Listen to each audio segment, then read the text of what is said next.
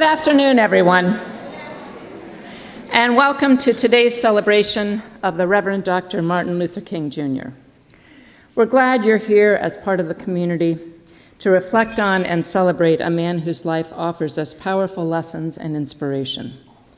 Every year, this convocation offers us different insights, inspired in part by how we interpret the lessons of the past with the present and our hopes for the future. But the need to reflect upon, be reminded of, and revisit Dr. King's dream, the values and principles he stood for, and the movement he lived and died for, are without fail needed at each and every year. Regardless of your beliefs, your race, your gender, your hometown, your major, or any other way that you choose to identify yourself, there's no question that we have work to do as a nation when it comes to equality in its fullest and truest sense. We have work to do when it comes to how we as a country are discussing, debating, and assessing the status of some of the essential threads in the fabric of our country's democracy. Coretta Scott King once said, "Struggle is a never-ending process. Freedom is never really won. You earn it and win it in every generation." So that is why we gather today, to ask ourselves what it might mean to earn freedom and win it and secure it for this generation. Much of the work we do together at Otterbein helps to sow seeds so that a stronger, smarter, and more inclusive America can take root and be sustained into the future. Our country's best potential rests in each and every one of you. President Obama's words in his final public address made me think about Otterbein and the faculty and the staff who work with such passion, commitment, and integrity to help guide our students through meaningful learning and discovery. He said, "Let me tell you, this generation coming up, unselfish, altruistic, creative, patriotic, I've seen you in every corner of the country. You believe in a fair and just and inclusive America. You know that constant change has been America's hallmark, that it's not something to fear, but something to embrace. You are willing to carry this hard work of democracy forward. You'll soon outnumber any of us, and I believe as a result, the future is indeed in good hands." Well, as president of Otterbein, I believe in you. I believe in this community. I see the minds, the hearts, and the hands of this campus working for change every day, in ways both big and small. The important fact is that we're working to make things better, not just talking about it. We as a community are doing something about it. And our work is not done. I often tell friends of this university, our alumni and community partners, that the world needs what Otterbein students and graduates are uniquely prepared to offer now more than ever. This means I'm asking you to do the work that our country and these times ask of you. I'm asking you to explore ideas and people whose lives and experiences are different from your own, and to ask them to consider and value your truths and your experiences as well. We must learn from each other and do the work together. This call to share in the work of serving the common good, a greater good, is rooted in Otterbein's story from its very founding in 1847. Your ability to bring about change as a member of Otterbein is so important that the Office of Diversity will focus its purpose under a new name, the Office of Social Justice and Activism, with the goal of such visible outcomes that we have seen recently in the establishment of the Promise House. During the last several years, I've heard our Otterbein students inspire people from this very stage, in performance, in song and dance, in lessons, and in the spoken word. A few years ago, one of our Otterbein choirs performed a song from the musical Godspell.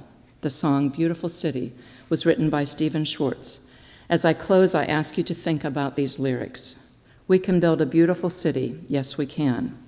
We may not reach the ending, but we can start. Slowly but truly mending, brick by brick, heart by heart. Now, maybe now, we start learning how. We can build a beautiful city, yes we can. I'm grateful for the students, the faculty, and the staff who work to bring us together today. We can build a beautiful city to house our model community right here at Otterbein, brick by brick and heart by heart. Thank you.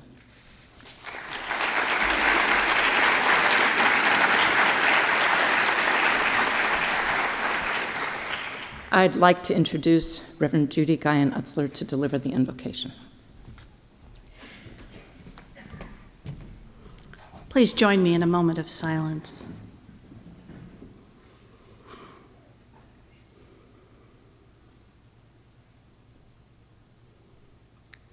Loving and generous Creator, we gather to remember and celebrate the life of a man we didn't know personally. Most of us weren't born when he spoke his prophetic words. Most of us have only heard about the moment he led as part of history. And we are here to remember and celebrate because this world has shown us that he was a beacon of hope that we still sorely need. We are here to remember and celebrate Martin Luther King Jr. because we know that we need light in dark times. And so we come today asking you to help us to be light. Help us to do more than remember and honor this man's legacy. Help us to continue it. Move us to seek social justice in what we do, in how we speak, in what we expect from our communities, our nation, our world. Only light can drive out darkness. Help our activism strengthen that light. Only love can drive out hate. Help our hearts to be so full of love that hate withers around us. Remind us that we don't need to have fame or followers to be leaders in this important work. We just need to do justice, love kindness, and walk humbly with you, our Creator and our strength. We pray confident in your grace. Amen.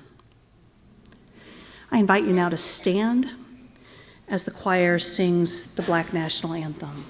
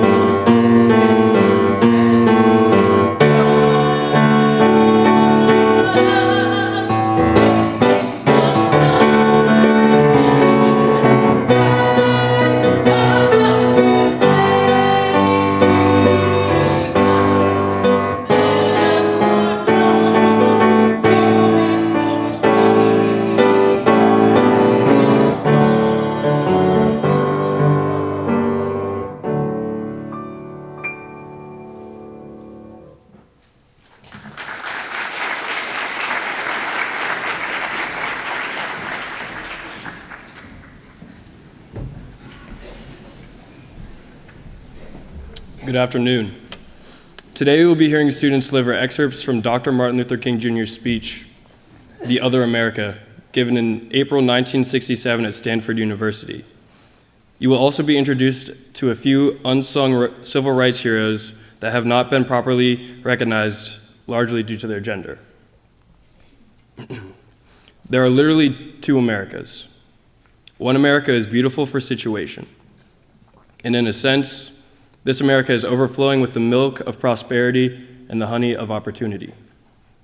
This America is the habitat of millions of people who have food and material necessities for their bodies, and culture and education for their minds, and freedom and human dignity for their spirits.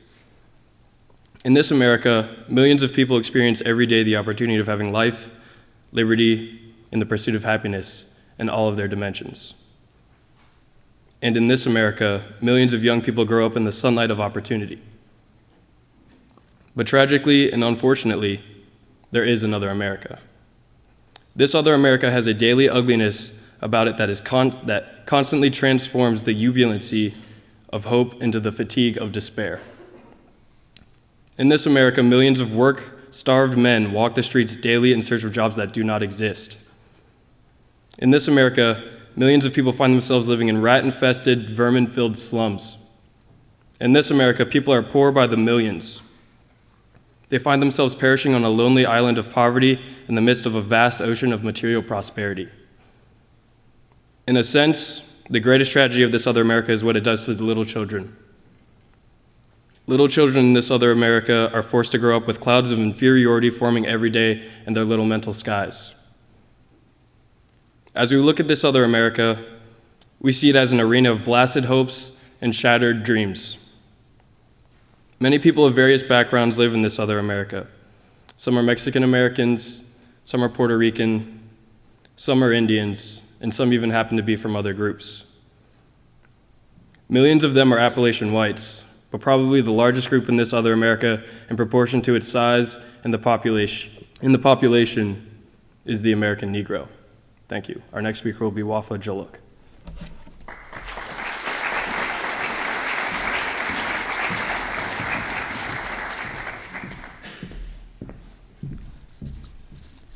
The American Negro finds himself living in a triple ghetto of race, a ghetto of poverty, a ghetto of human misery.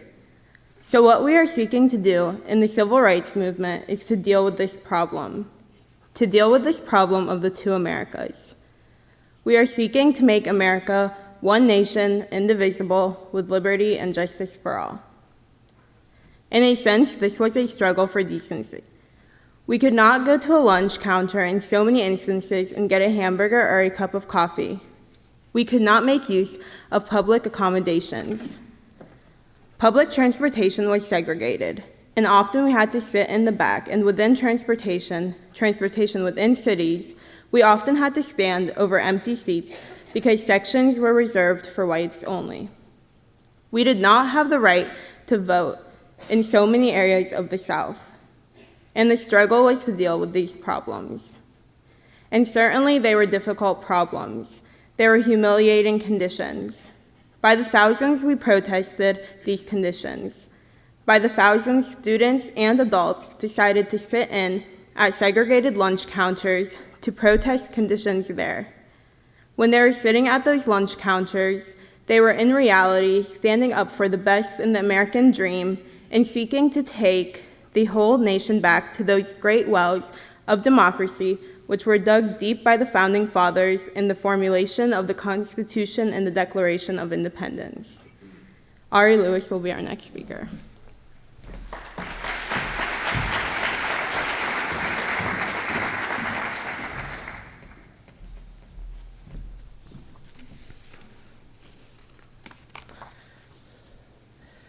Now let me go on to say that if we are to deal with all the problems that I've talked about, and if we are to bring America to the point that we have one nation under God, indivisible, with liberty and justice for all, there are certain things we must do. The job must be massive and positive. We must develop massive action programs all over the United States of America in order to deal with the problems that I have mentioned. Now, in order to develop these massive action programs, we've got to get rid of one or two false notions that continue to exist in our society. One is the notion that only time can solve the problem of racial injustice. I'm sure you've heard of this idea. It is the notion that there is something in the very flow of time that will miraculously cure all evils. And I've heard this over and over again.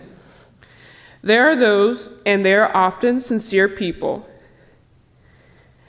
who say to Negroes and their allies in the white community that we should show up and be nice and be patient and continue to pray, and in 100 or 200 years, the problem will work itself out because only time can solve the problem. I think there is an answer to that myth, and it is that time is neutral. It can be used either constructively or deconstructively. And I'm absolutely convinced that the forces of ill will in our nation, the extreme rightists in our nation, have often used time much more effectively than the forces of goodwill. And it may well be that the words we will have to repent in this generation, not merely for the vitriolic words of the bad people and the violent actions of the bad people, but for the appalling silence and indifference of the good people who sit around and say, wait on time. Somewhere we must come to see that social progress never rolls in on the wheels of inevitability. It comes through the tireless efforts and persistent work of dedicated individuals. And without this hard work, time itself becomes an ally of the primitive forces of social stagnation. And so we must help time. We must realize that the time is always right. And so my interpretation of this, to put it in my own words for the sake of me to understand this, is that during this pivotal point in history, many people were called upon to mobilize and join the fight against racism and discrimination. Today, we are called to do the same. We must not wait on the call to fight, nor should we rely on time to solve this issue. In order to win the fight against racism and discrimination, we must make a conscious commitment to join the movement without being prompted and recognize that only time will help us if we decide to take action. Kristen Cruz will be our next speaker. Thank you.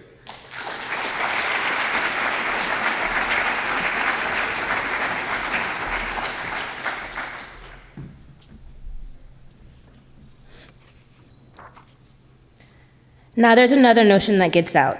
It's around everywhere.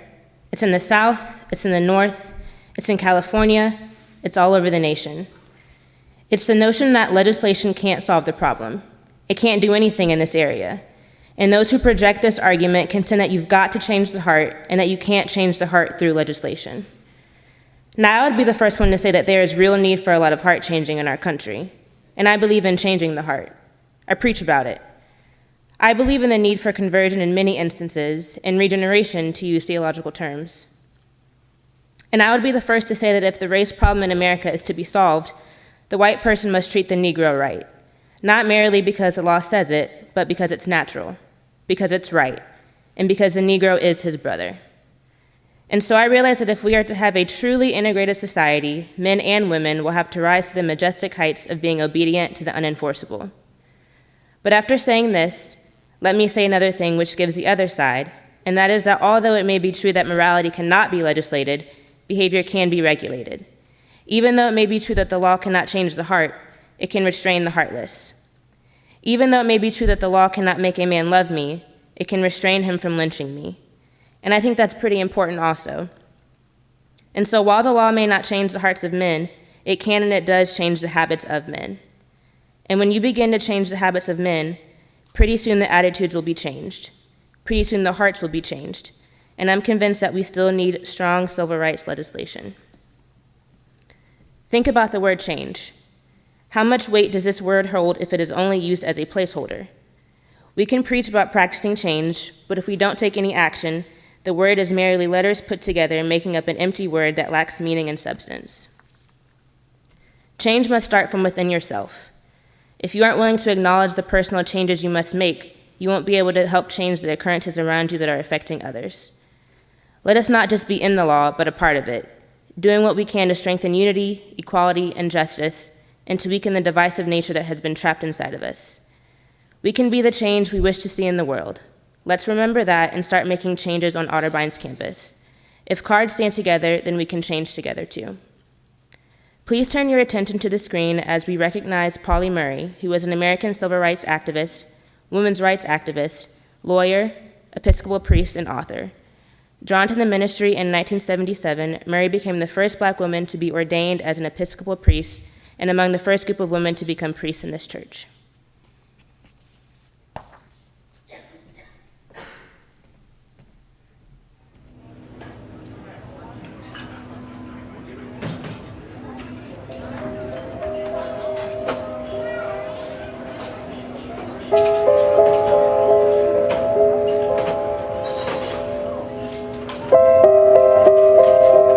Pauli Murray was an early civil rights activist, participating in lunch counter sit-ins at the height of World War II, more than 15 years before the civil rights movement.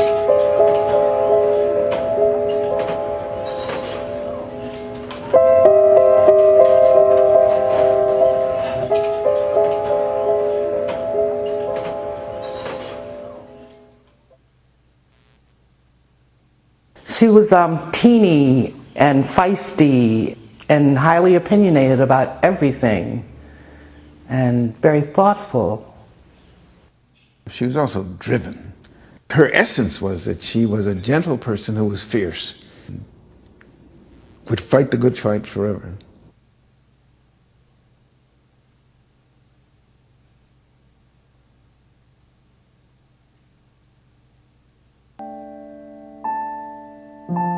Her own concerns about who she was sexually was an issue for her. So she was constantly coming up against issues that she was trying to resolve for herself.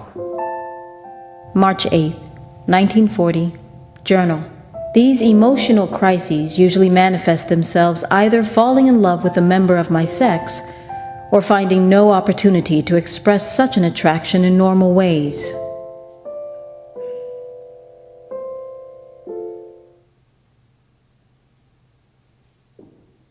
Her Christian faith led her to be an advocate for this being a real democracy, where there was equality for all. It led her to advocate for equal rights for women. It led her to be an advocate for the poor, when those who were not poor did not want to listen to that message.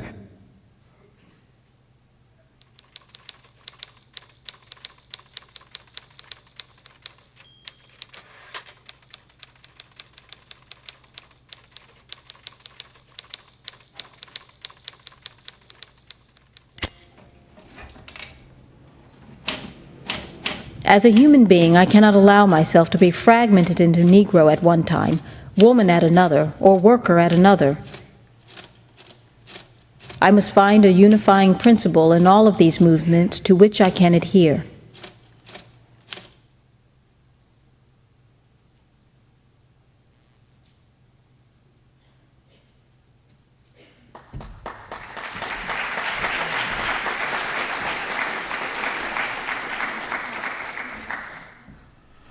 Now there's another thing that I'd like to mention as I talk about the massive action program, and time will not permit me to go into specific programmatic action to any degree.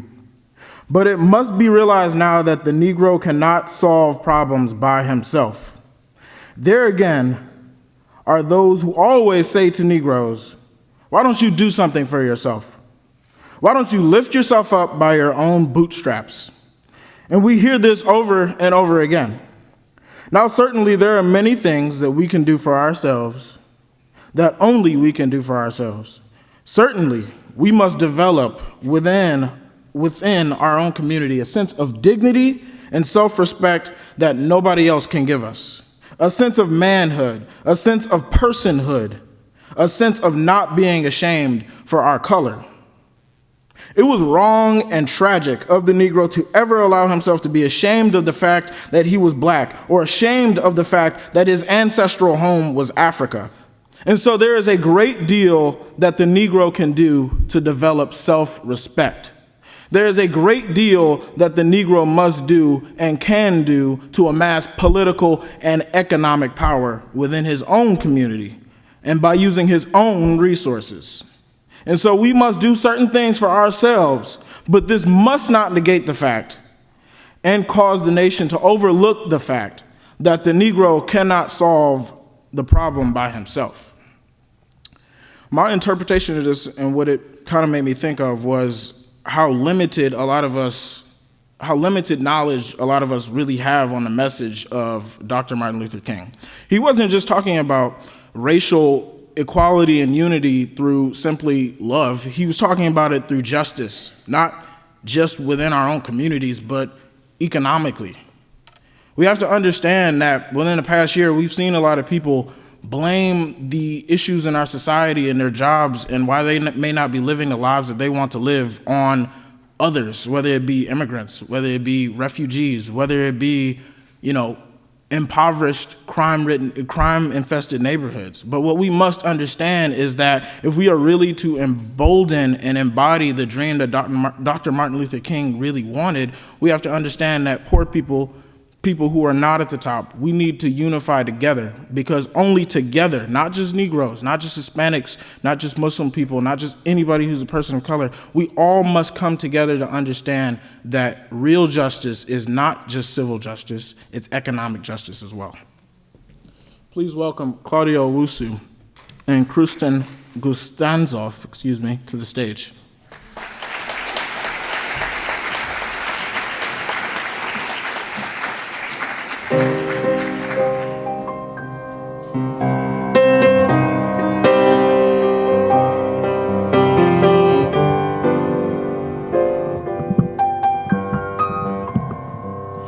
So this poem is entitled Waking Up in the Pursuit, and it's by Kristen and I.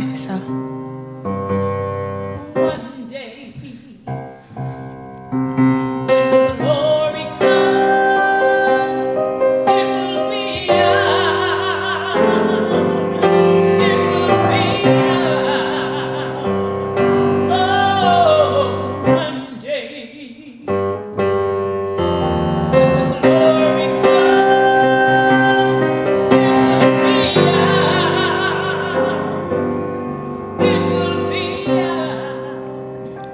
I woke up today, a black woman in a white world, an immigrant, tongue divided like the issues of race and inequality breeding rapidly in the country of the American dream and the land of milk and honey. I woke up today, a woman in a man's world, yet ivory-skinned and freckled in a time where being black is a leading cause of death in the United States. I walked to class today, heavy inside my body, yet another life taken, skin charcoaled like ashes under a midnight gaze, sitting even darker against the background of white supremacy here, a reputation we do not recognize precedes us.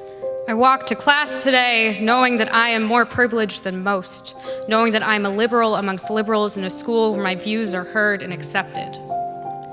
I ate lunch today, hoping for a taste of a home, one where race difference is no factor, one where there is no out, no other, but only an in. But only an in. I ate lunch today, dreading this new America, wishing that people could see that it never was great, spreading apologies with my quiet voice to people too far away to hear me, or who are too busy struggling with their own lives that the words of a white stranger mean nothing. In the pursuit of freedom, of justice and equality, like an unforeseen or unfulfilled dream, like one that is deferred, settled in the bosom of a love so long fought and sought after, buried under pilgrimages of hate and submission. It is a new setting sun, settled with longevity and communion. It is as simple as a seat at the table, as sweet as turning lemons into lemonade, and you're home. And you're warm. And everyone you've ever known is there. It is like heaven upon a sea. It is the epitome of freedom. A new history of the people. One where the youth stand front and center, holding authority like a map in the palms of their hands. It is now and it is ours, a starting country and a brave people. It is in you and me and you and me and you.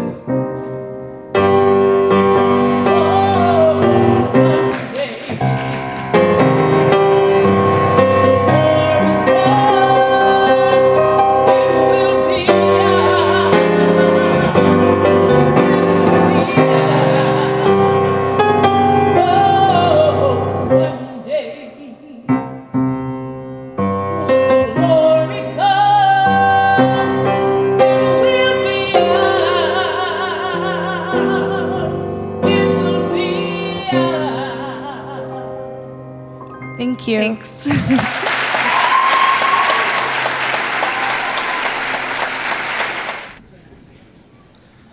A man was on the plane with me some weeks ago, and he came up to me and said, "The problem, Dr. King, that I see with what you all are doing is that every time I see you and other Negroes, you're protesting and you aren't doing anything for yourselves."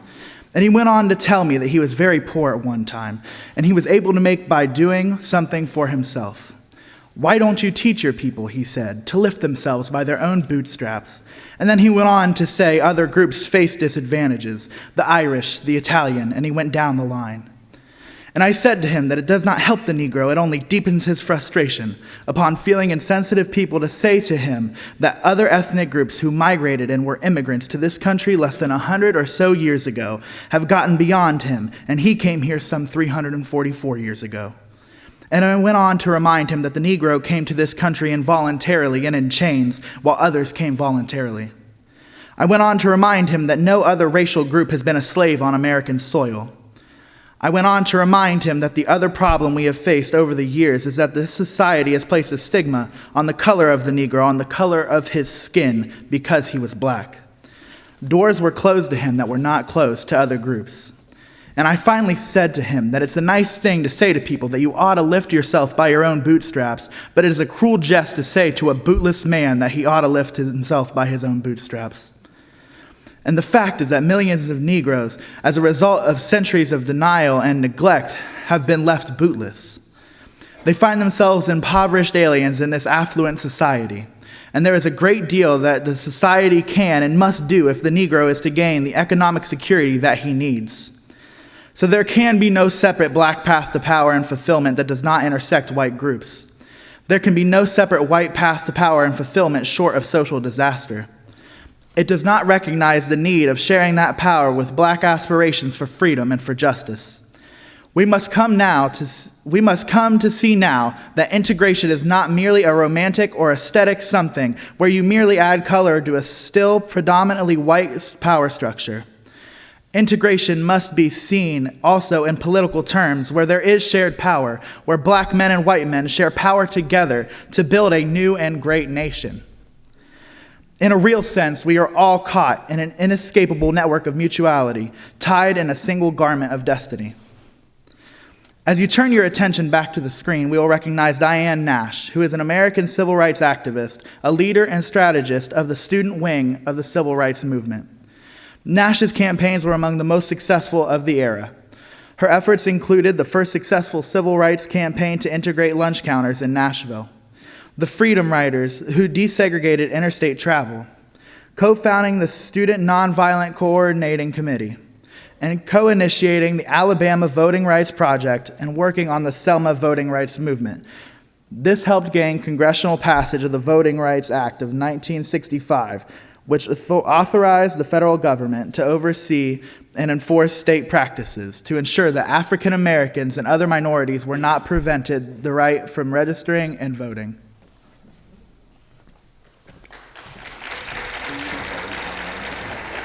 My phone in the hotel room rings, and it's the Attorney General. And he opens the conversation. Who the hell is Diane Nash?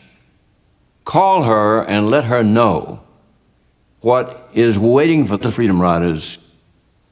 So I called her. I said, I understand that there are more Freedom Riders coming down from Nashville.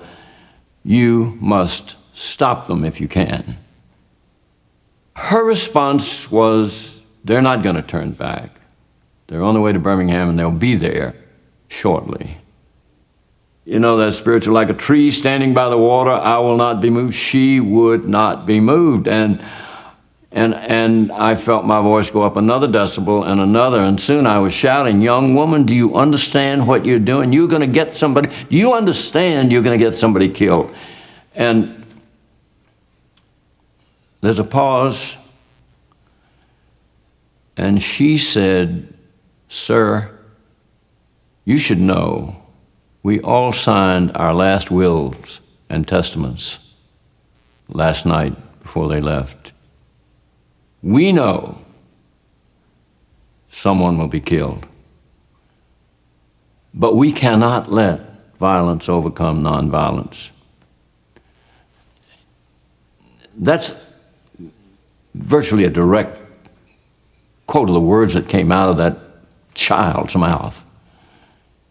Here I am, an official of the United States government representing the President and Attorney General, talking to a student at Fisk University, and she, in a very quiet but strong way,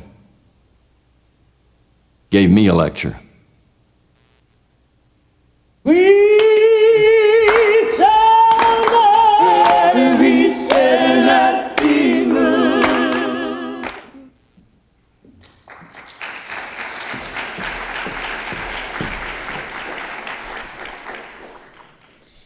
Now let me say finally that we have difficulties ahead, but I haven't despaired. Somehow I maintain hope in spite of hope.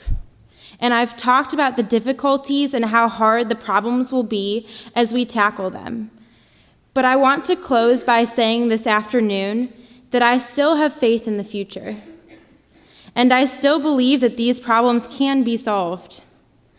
And so I will not join anyone who will say that we can't develop a coalition of conscience. I realize and understand the discontent and the agony and the disappointment and even the bitterness of those who feel that whites in America cannot be trusted. And I would be the first to say that there are all too many who are still guided by racist ethos. And I am still convinced that there are many white persons of goodwill. And I'm happy to say that I see them every day in the student generation who cherish democratic principles and justice above principle, and who will stick with the cause of justice and the cause of civil rights and the cause of peace throughout the days ahead. And so I refuse to despair. I think we're going to achieve our freedom because however much America strays away from the ideals of justice, the goal of America is freedom.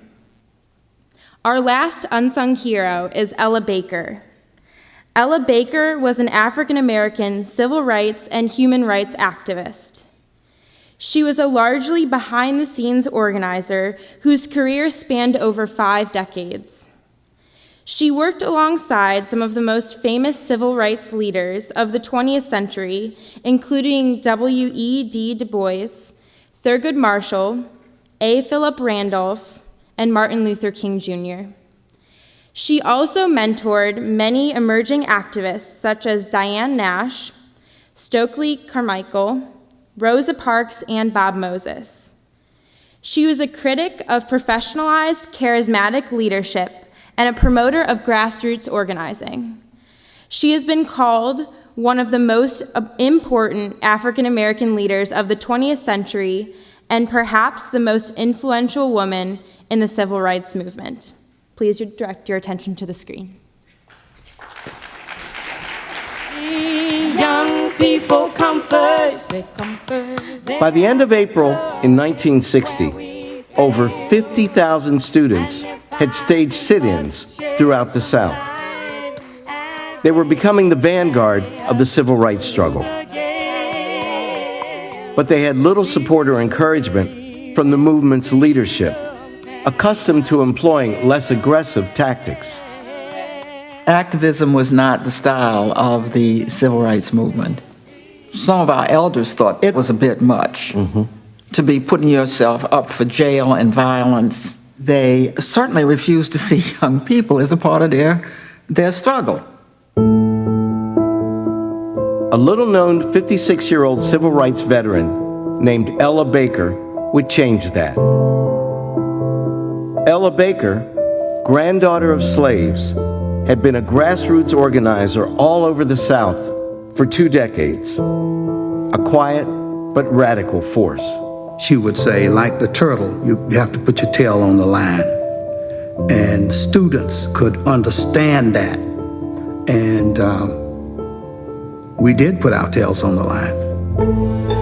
Now, together with students less than half her age, Baker helped found a new organization, the Student Nonviolent Coordinating Committee, known as SNCC. The level at which SNCC operated was the most dangerous level.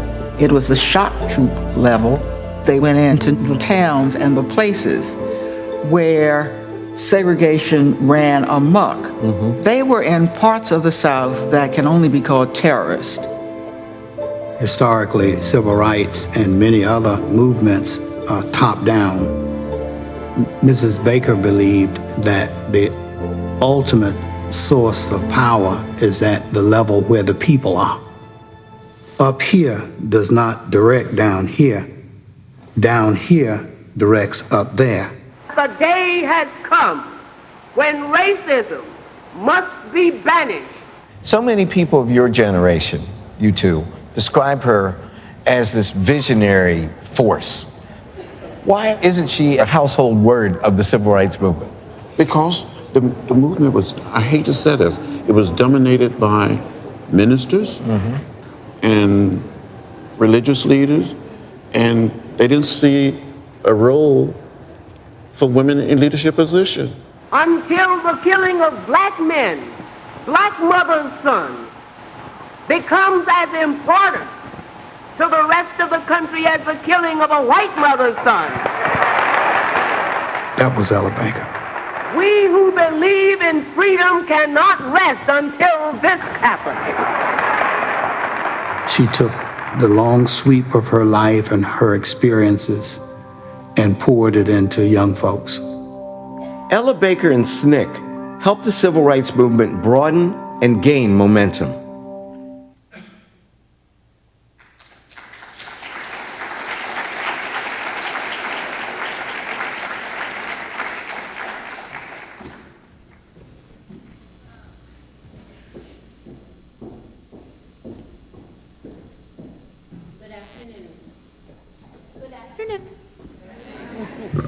My name is LaJoyce Daniel Kane, and I have the privilege of being the director of the Otterbein College Gospel Choir. We are in our 28th year of existence, and you can clap for them.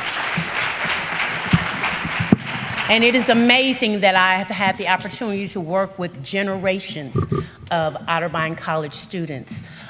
What you see here is a beautiful array of blessed humanity. We have students not only from different cities and different counties and different states, but different countries from all over the globe. I'm really thankful and appreciative that we have been able to share some of our culture. And you are all invited to join us. We are always welcoming new members. We are non-denominational. Just come and have a good time with us. Wednesdays we meet in the chapel at 7 o'clock. Our first song is a song that actually epitomizes what Dr. Martin Luther King stood for, which is that we were all standing together. And we have taken the liberty of revising a standard folk song and including varied languages, and we hope you enjoy it and feel free to sing along.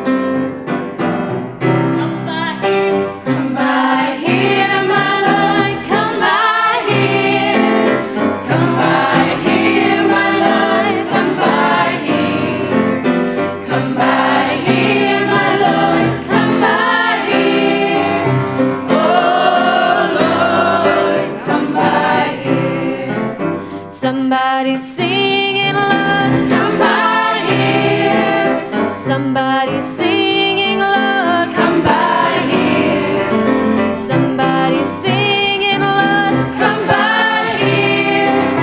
Oh, Lord, come by here.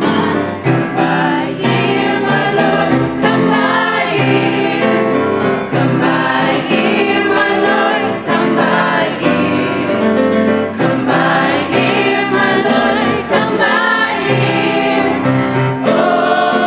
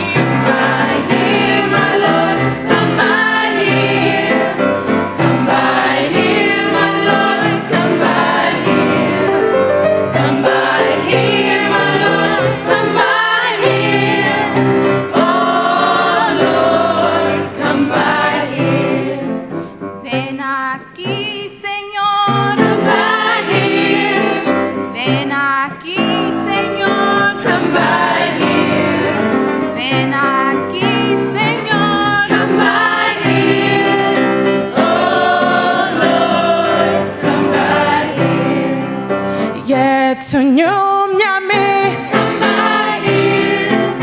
Yetunyumyami. Come by here. Yetunyumyami. Come by here. Oh Lord, come by here. Brian Chenamye. Come by here. Brian Chenamye. Come by here. Brian Chenamye. Come by here. Oh Lord, come by here. Come by here, my Lord, come by here. Come by here, my Lord, come by here. Come by here, my Lord, come by here. Oh Lord, come by here. Come by here, my Lord, come by here. Come by here, my Lord, come by here. Come by here, my Lord, come by here. Oh Lord, come by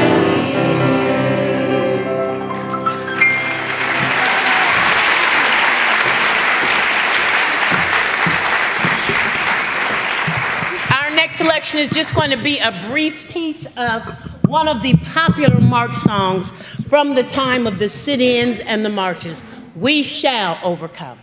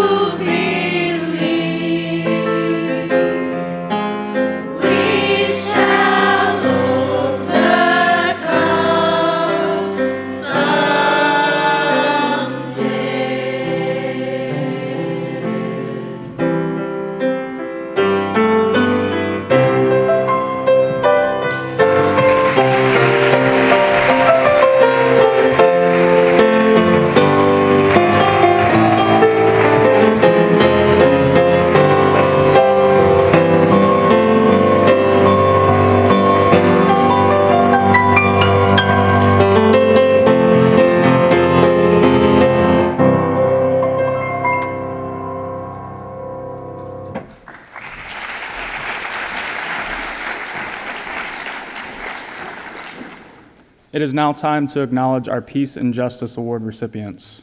Established in the honor of Dr. Martin Luther King Jr., the awards for Peace and Justice are presented annually at the Dr. Martin Luther King Jr. Convocation to a faculty staff member, student, groups of students, and/or an Otterbein organization.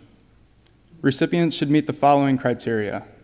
The nominee should be involved in activities on campus or in the community that serves to balance inequities, encourage like philosophies among others, raise awareness of social justice issues, promote equity and equality in the classroom and/or community, teach or demonstrate the principles of nonviolence in solving problems. Now for the student award. On a spring day last April, these students showed our university the power of nonviolent direct action. In response to an incident of racial hate in one of the dormitories, they held a rally for inclusion on the Otterbein campus. They organized effectively, galvanizing students, faculty, and staff to participate.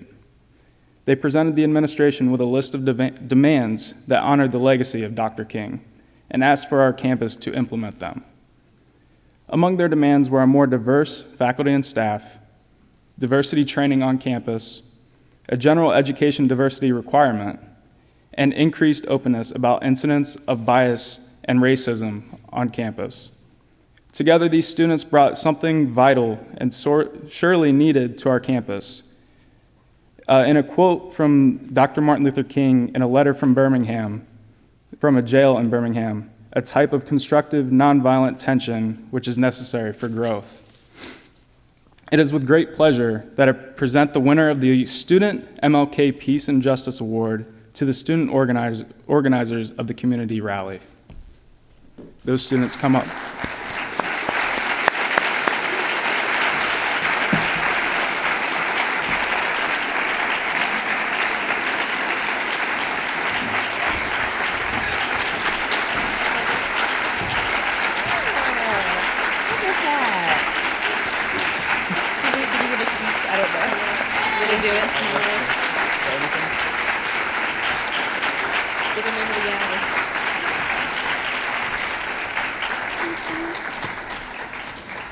Bethany's here.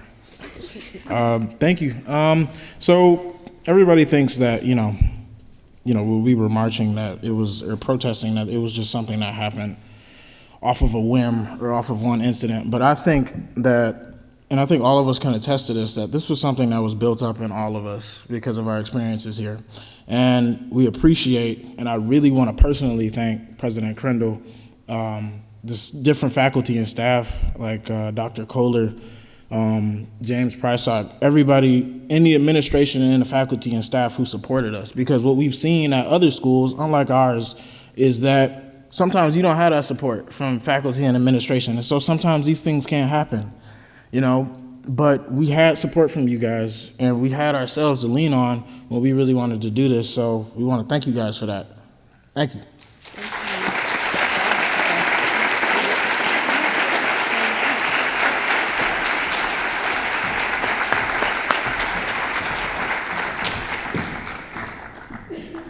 Next, we will recognize a faculty staff member of our community.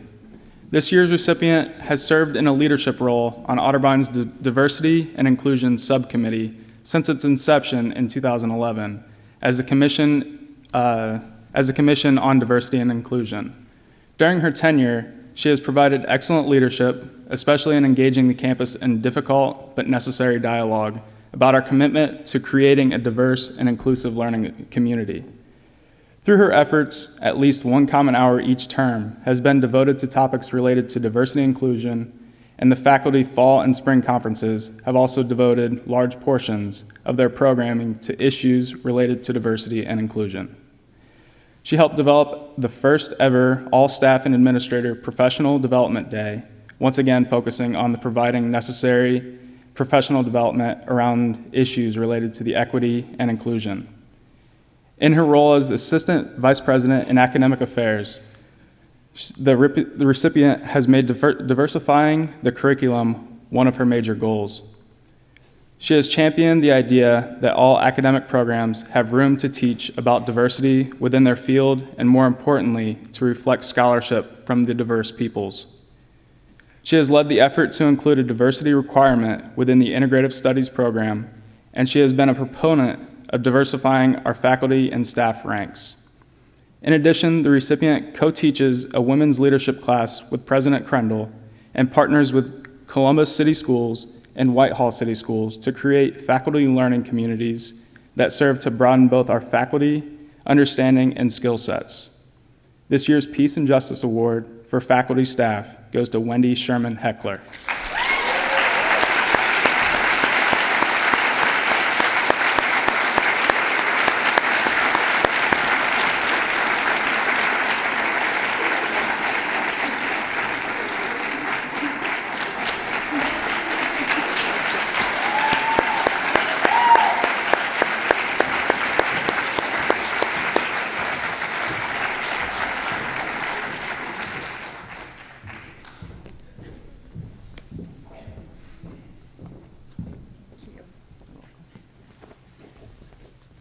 Okay, well, I had no idea that this was going to happen, and thank you to whomever nominated me for this.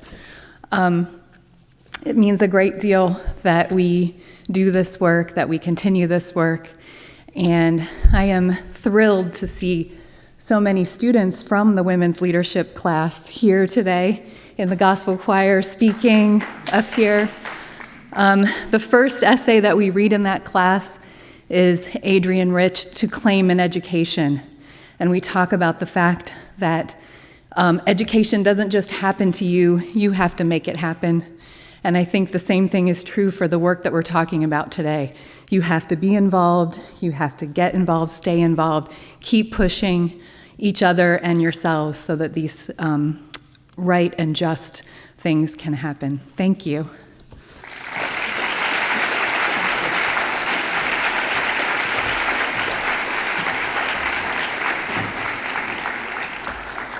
Our last award goes to an Otterbein organization.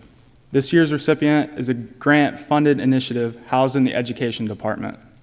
Funded by the U.S. Department of Education, the collaborative has 3 central initiatives, all of which exemplify the work and values of Dr. King. 1, educate higher education faculty on strategies and approaches for working effectively with non-native English-speaking students.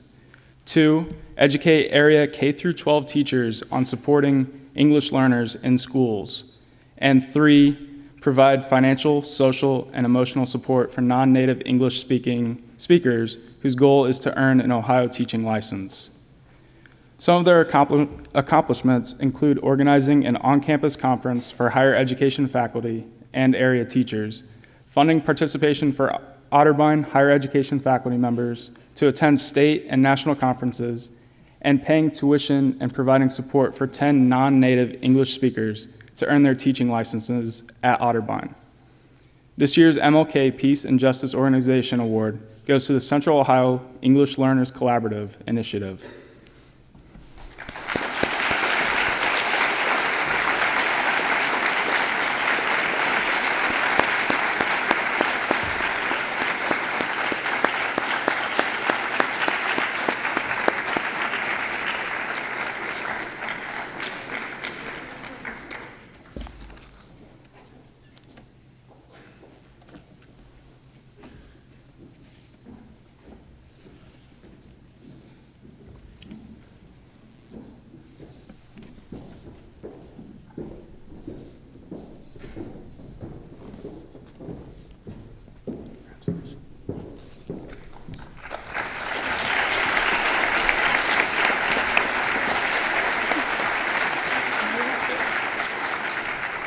Okay, I didn't know we had to make a speech. I want to thank these beautiful people here who have worked endlessly for 4 years, going on 5 years, to make this happen. This is the final year of our grant, and we are so proud of the accomplishments of all the teachers and students in the program who have worked so hard to increase the visibility of diverse individuals in our K-12 schools and on our campuses. Thank you.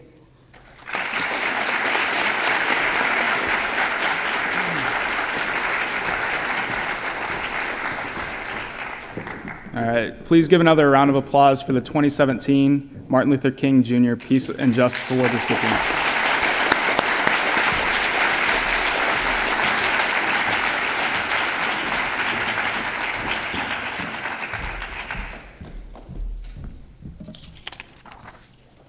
Thank you for joining us today. It is our hope that this program has met its goal, that you have had the opportunity to pause and reflect on the life and the legacy of Dr. Martin Luther King Jr., as well as our unsung activists Diane Nash, Polly Murray, and Ella Baker. We also hope that you have been inspired by the words of our students and the actions of our Peace and Justice Award recipients.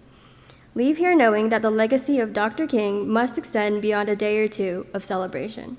As Dr. King said, this is not the time to engage in the luxury of cooling off or to take the tranquilizing drug of gradualism.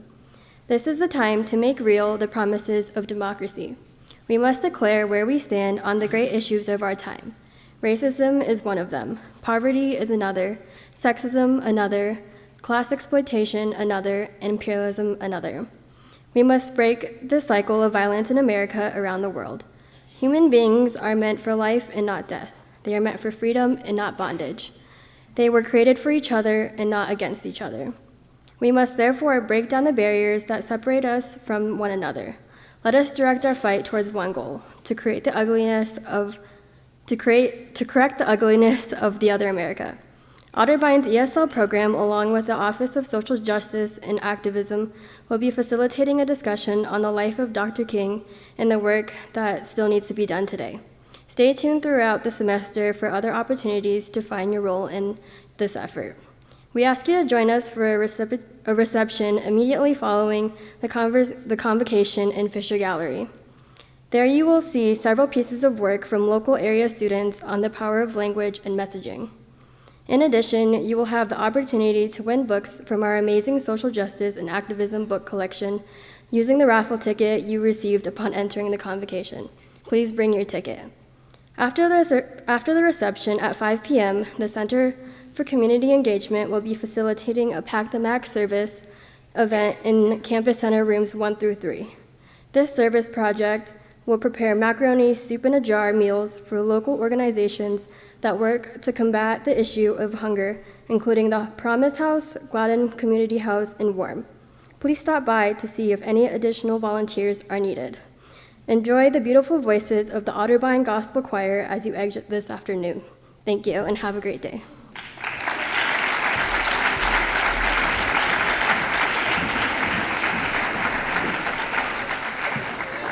I'm going to ask that our inactive members and our alumni please come up and join us.